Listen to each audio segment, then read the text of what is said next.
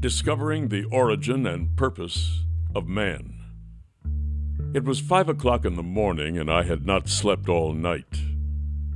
I was nervous and anxious.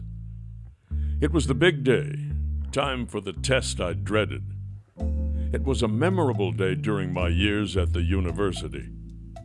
I had studied all night and faithfully read all my notes, books, and reviews. It was my final biology test. The focus of this class was the human anatomy. At the end of the test, I felt confident that I had done well. 3 days later, I was proven right when my professor called me in to congratulate me for receiving the top grade in the class. I was so proud of myself and felt I had achieved something outstanding.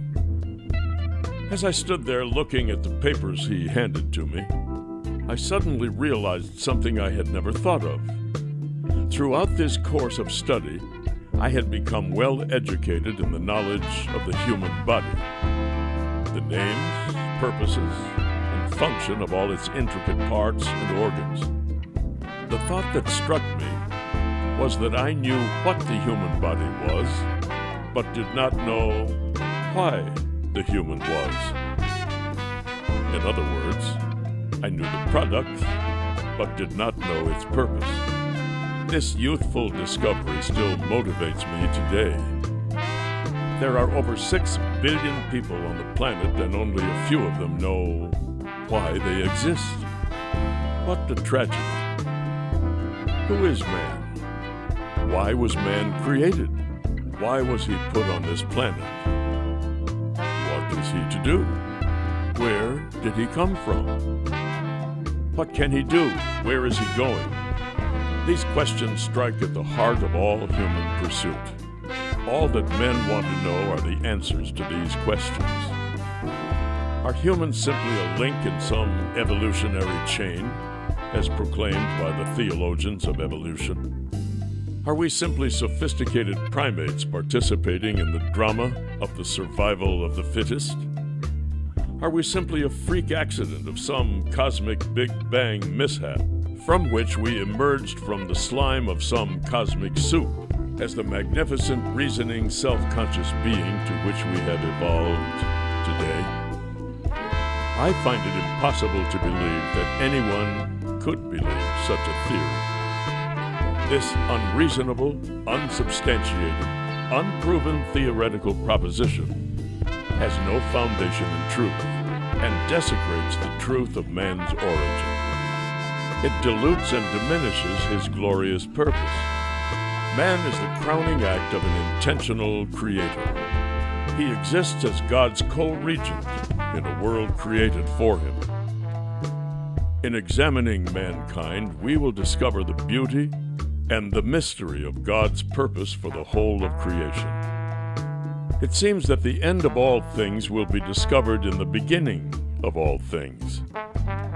Therefore, we will begin our study by considering God's original plan for his creation. Quite obviously, if we seek to understand the creation, we must first understand the Creator, because the original purpose of any product is only in the mind of the Creator of that product. Therefore, to discover the purpose and reason for mankind's creation and existence, we must attempt to tap into the mind of his Creator. After all, no one knows the product like the manufacturer. The origin of the first kingdom. First, it is essential to understand that before anything was, God is. The word God denotes self-existing one or self-sufficient one, and describes a being that needed nothing or no one to exist. Therefore, God is not a name, but rather a description of a character. Because of who and what he is, he alone qualifies for the title of God. This totally independent God existed before all things, and began his creative process by first producing the entire invisible world, which we also have come to know as the supra, or above natural world. This act of creation initiated the concept of ruler and rulership, as the Creator became the governor over a created realm. Another word for ruler is king. God called this invisible realm or domain heaven, and thus he became the king over the domain, heaven. This was the beginning and creation of the first kingdom called the invisible kingdom of God. This was also the introduction of the concept of kingdom.